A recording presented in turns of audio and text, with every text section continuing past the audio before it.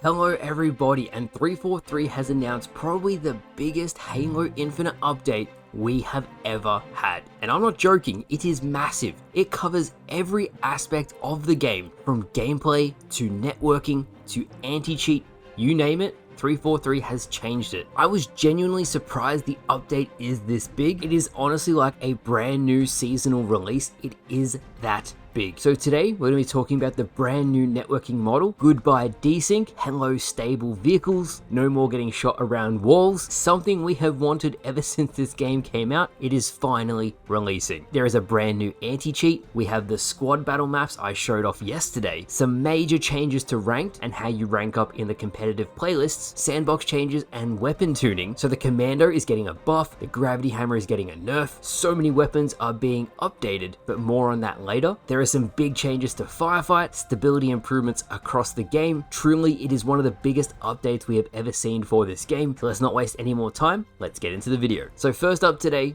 the big news, and what I'm personally most excited to see, is the brand new networking model releases this Tuesday on Halo Infinite. 343 said last December we first showed off the brand new networking model. It was in Firefight, King of the Hill and Squad Battle. It was great to see such a positive response from the community online, in our surveys, and on Halo support. But we knew that it needed some extra polish before it could be rolled out on a wider scale. Now that we've given it that extra time, we are confident that this updated model will result in a better and more consistent multiplayer experience. All I can say is finally. I am so curious to see just how it's going to feel when this rolls out. How smooth are vehicles going to be now when you interact with objects on the map? What are the physics going to be like? Is the game going to feel more smooth? Is the hit registration going to be better? These are all very big questions, and we'll see on Tuesday when it rolls out. What I'm most excited for is we're finally going to be able to have maps that have moving physics in them. So the wheel on Kusini Bay, Zanzibar, Last Resort, whatever you want to call it, that middle wheel can finally move. You're not going to get huge amounts of desync off it, and for that alone, I think the update is good. All of those custom games that you couldn't play because the desync was too bad are all finally going to be stable. Now next up, another big change to Halo Infinite, easy anti-cheat. Now 343 already has their own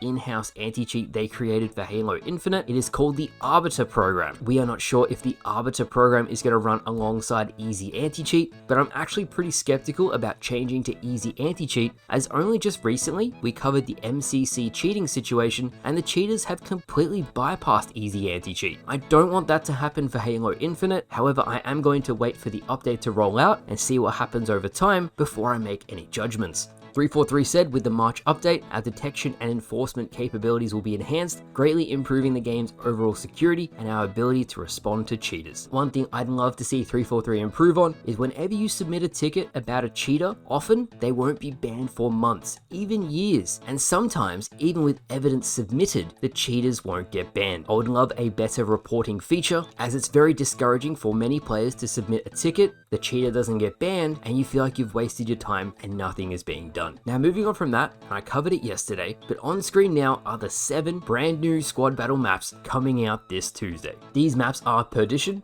Refuge, Timberland from Halo Combat Evolved, Rendezvous from Halo 3 ODST Firefight, Gaia from Halo Reach Tempest, Harvest from Halo 4 BTB, and Behemoth. We are so lucky to have so many talented forgers in this community. You guys are absolutely amazing, the maps look amazing, and I'm so excited to jump into this on Tuesday. I will give 343 credit. Ever since Content Update 29 came out, you guys have done a really good job with refreshing the maps on the game, even if it has been primarily community made, and the forgers have done all of the heavy lifting. Having brand new maps in Husky Raid, Big Team Battle, and now Squad Battle really does refresh the game and gives people new stuff to play. Next up, weapon tuning. And there are so many changes coming to the Sandbox this Tuesday. It's going to be really interesting to see how the game plays. First up, the Bandit. The Bandit is actually getting a small buff. I thought the Bandit was already super duper strong versus every other precision starting weapon, but the reload speed has been increased by 10%. Whenever I play Squad Battle now, all I do is run for the Bandit because the time to kill, the range, and how strong it is outperforms every other starting weapon. The Heatwave is seeing a nerf. Across the board is going to have less aim assist, less range, and when you bounce the Heatwave into an enemy, it's not going to be as generous when landing into a Spartan. 343 said starting next week, it will require more precision when going for those long range shots, while keeping its close range capabilities largely untouched. Makes it more of a shotgun, I feel, but if you're accurate with it, you can still make it very useful. Next up is something I have wanted fixed for such a long time, and it's the plasma pistol. 343 is buffing the full overcharge shot, reducing the charge up time from 1.6 seconds down to 1.2. That is so much faster, and the trade-off for that, the single fire individual bullets are going to do less damage overall. It's going to be great for stripping shields, but not good for killing enemy Spartans. That's the niche use 343 is going for. I still miss the EMP on it. We'll see on Tuesday. A weapon I didn't think was going to get changed is the Stalker Rifle, but it's actually receiving a minor nerf. Typically, you need to fire 7 shots for it to overheat. This has been decreased to 6, and then when you vent the weapon to stop it overheating, it's slightly slower to vent now. To me, the Stalker Rifle is always like a combat evolved pistol. I love that weapon to death. It is super duper strong in the right hands, so I understand why it's been done, but I did not expect it. This brings us to the 2 weapons I was most curious to see, the Commando and the Gravity Hammer. The Commando is receiving a buff as expected. It's going to have less aggressive bloom, so you can spam your shots more, and it's also received increased close range friction. That means the stickiness of the aim up close is going to be a lot more generous, as versus the battle rifle, and especially the Bandit, the Commando is just terrible and nobody's picking it up. I half expected to see a buff where it requires 1 less bullet to kill, but we'll see how effective this changes when the update rolls out. And lastly, you heard me mention it before, the Gravity Hammer. I have been wrecking absolute havoc with this thing, launching vehicles across the map, launching Spartans across the map, and if you happen to run into me when I'm holding it in squad battle, you are going to die. So 343 is nerfing it. Well,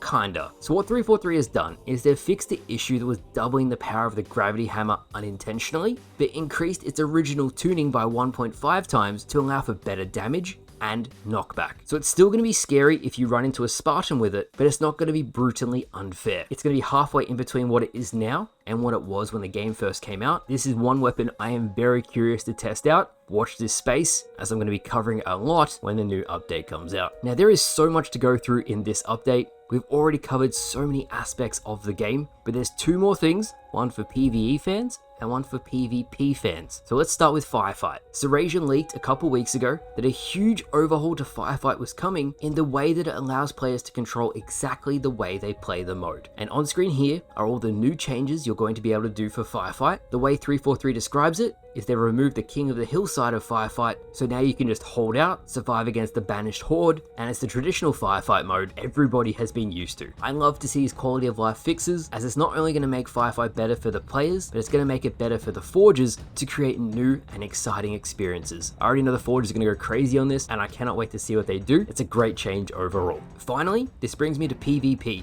and 343 is changing ranked completely, and I actually have some pretty big issues with it, but I am going to wait until the update comes out before I judge it. So here's what they're changing. Before, you would gain or lose CSR based on the hidden rank you can't see. Of course, there was other factors at play that influenced how much CSR you either gained or lost, but for the most part, if you played a lot of social modes and then you went and played ranked, it was very, very easy to get Onyx. On the flip side of that, many people were very frustrated they couldn't get out of certain ranks. They were hard stuck a certain rank, and that was because of their hidden system. So what 343 has done is, regardless of performance and everything in the game, if you win the game, you gain 7 CSR. If you lose the game, you lose 7 CSR, and that is all that matters. Now, this is a fantastic change, don't get me wrong, this is an awesome change, and this should have been done a long time ago. It's going to emphasize more teamwork, you don't have to stat to get lots of CSR to level up, so that eliminates that issue that Ranked has had for a while. The bad thing is, and this is going to affect every player across the board, if you play social-based playlists, say Husky Raid, Infection, anything that has high kill game modes, it actually alters the team balancing